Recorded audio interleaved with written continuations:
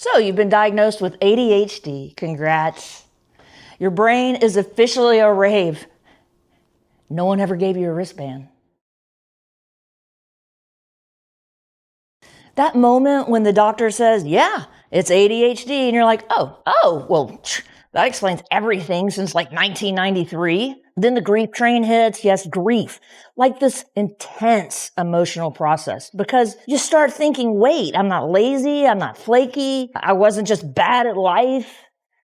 Cue the internal montage of all the times you beat yourself up for the things you didn't understand. It's like rewatching your whole life.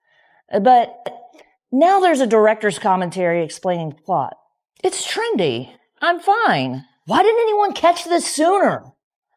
Maybe if I buy a $48 planner, I'll fix everything. Cool. So my whole life was avoidable chaos?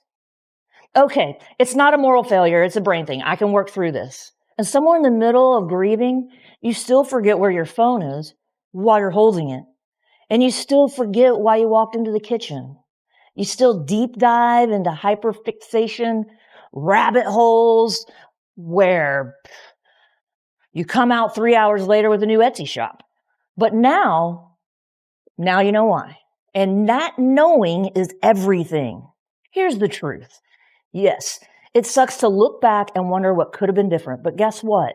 You get to move forward with answers. You get to build new tools. You get to stop beating yourself up and start laughing at this chaos, because this is not your fault and it never was. So let's raise a fist in the air, Judd Nelson style.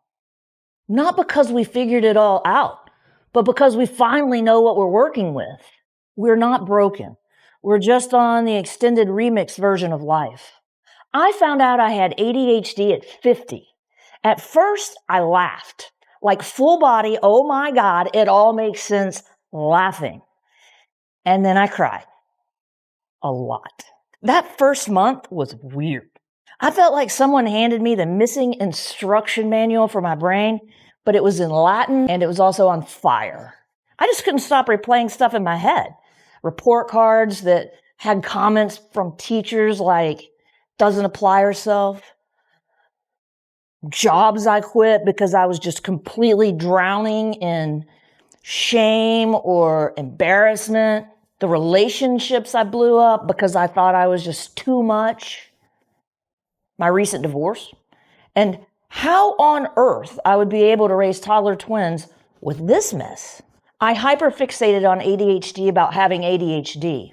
I downloaded 5 planner apps in a single afternoon, and I started 3 journals.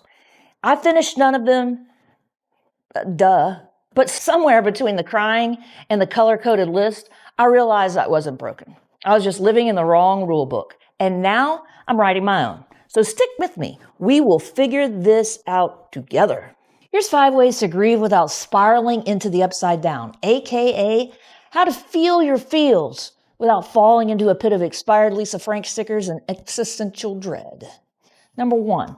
Let yourself ugly cry, but make it cinematic. Like cue up the St. Elmo's Fire soundtrack, grab a sleeve of Oreos, let it rip. You're not wallowing, you're processing, preferably in slow motion, like Ali Sheedy storming out of detention. Bonus emotional points for crying in your car like it's a therapy box on wheels. Number 2, write yourself a breakup letter, a grief breakup letter. You've been lied to by teachers, doctors, your 7th grade science fair judge, and now you're allowed to be pissed. So write it out. Dear expectations, you can take your color-coded planner and shove it. Love me, and then shred it, burn it, fold it into a paper airplane and launch it into the abyss. Number 3, make a What They Got Wrong mixtape. Not literal tapes, unless you're cool like that, but a playlist. Every time someone told you ADHD wasn't real, or that you were lazy, or too sensitive, or not living up to your potential, add a song that says, bite me. Here's some ideas. Twisted Sister, We're Not Gonna Take It.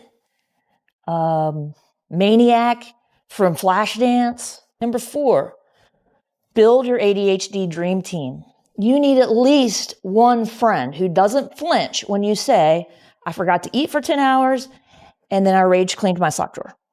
Find your people. Text them weird memes. Say same a lot. Your support group doesn't have to be formal, just functional-ish. Think like Goonies. But everyone's neurodivergent and no one can remember where they parked. And 5, give yourself a redo. Or 50. You missed deadlines, you forgot birthdays, you bombed a bunch of stuff. Okay, but you're not stuck with that story forever. Reframe it like an 80s makeover montage. Cue the music, change your narrative, give yourself bangs. Okay, you're real fragile right now. Do not give yourself bangs. Don't ever give yourself bangs, really. This is the part of the movie where things start to shift, not the ending credits. Grief over an ADHD diagnosis is weird. It's not dramatic, it's just overdue.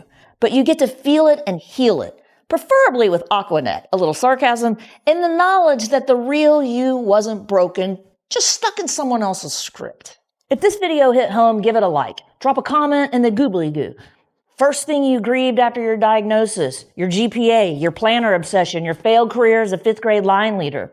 And subscribe, because next up, we're going to talk about ADHD medication, side effects, dosing chaos, and then that 1 week where I thought I was completely fixed, but found out I was just deeply dehydrated.